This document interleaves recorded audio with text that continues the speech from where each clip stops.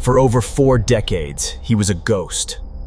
The Golden State Killer terrorized California. This is the story of a predator who evaded capture for decades, and how cutting-edge science finally brought him to justice.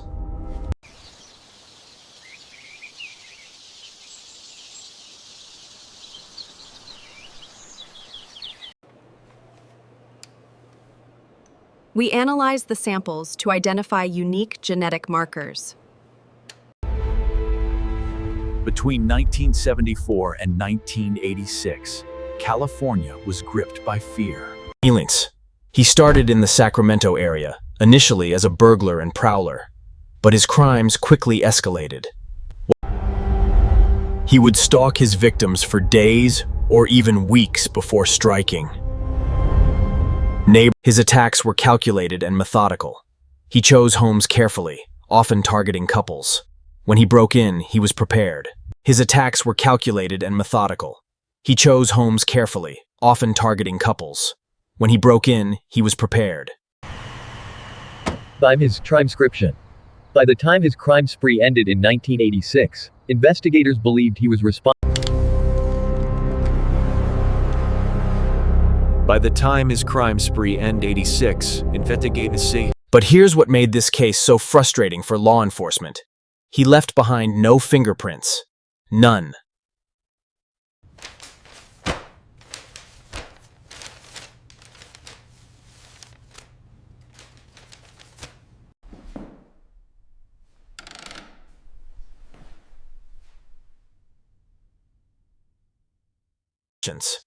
For years, different police departments across California were investigating what they thought were separate criminals. It wasn't until they gave him different names over the years: the East Area Rapist in Sacramento, the original Night Stalker in Southern California.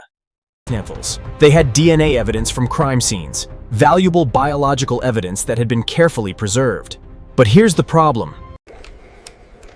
They ran the DNA through every criminal database available.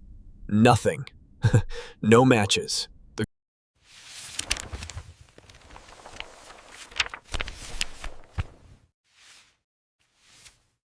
As years turned into decades, the case went cold. Investigators refused to give up, but the trail had gone completely dark. The man who terrorized California seemed to have disappeared completely. Many wondered if he had died, moved away, or simply stopped.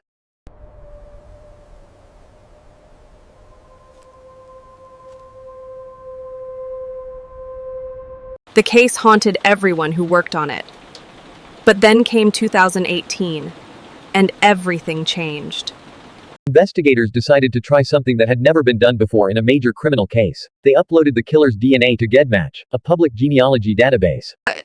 You know those ancestry tests people take at home, like 23andMe or Ancestry DNA? People upload their results to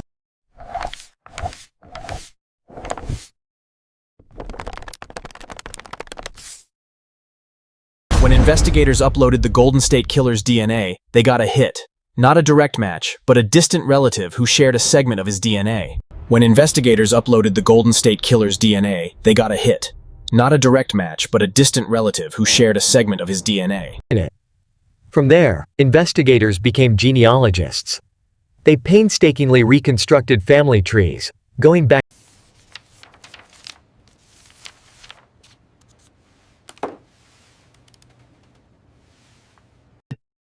This genealogical detective work led them to a man named James DeAngelo.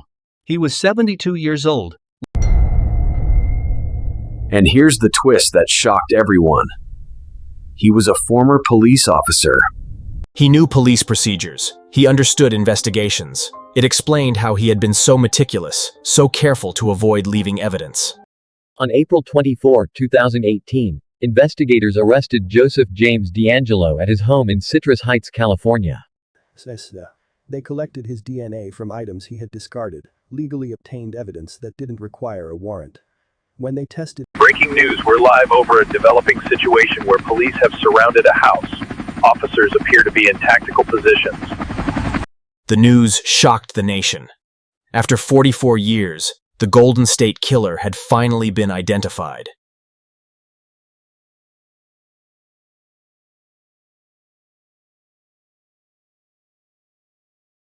Survivors and family members of victims experienced a flood of emotions: relief that he was caught, anger at the decades of suffering, and grief for the lives destroyed. DeAngelo initially pleaded not guilty, but faced with overwhelming DNA evidence and the testimony of survivors, he eventually changed his plea. Contentious.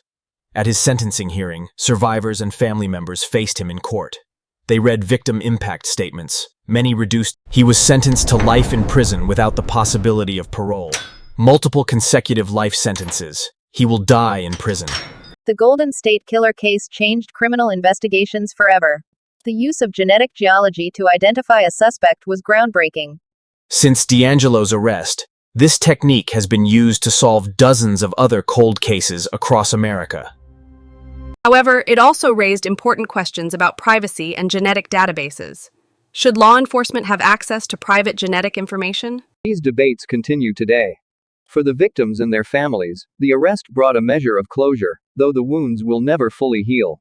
Many survivors said they had lived in fear for decades, always looking over their shoulders, never feeling completely safe.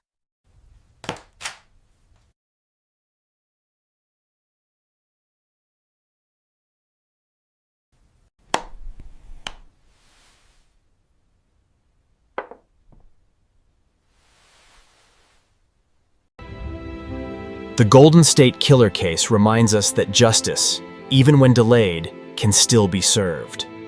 Said. What do you think about the use of genealogy in solving crimes? Let me know in the comments below. If you found this case interesting,